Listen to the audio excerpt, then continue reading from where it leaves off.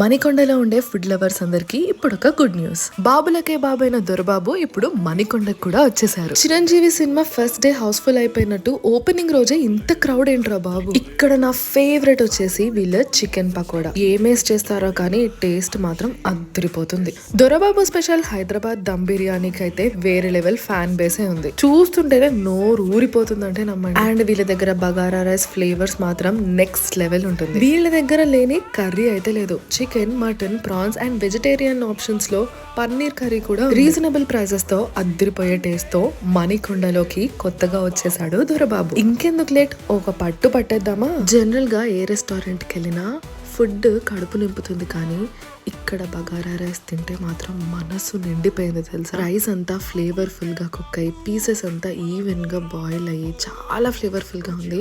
హైదరాబాద్ దమ్ బిర్యానీ మాత్రం అత్తిరిపోయింది.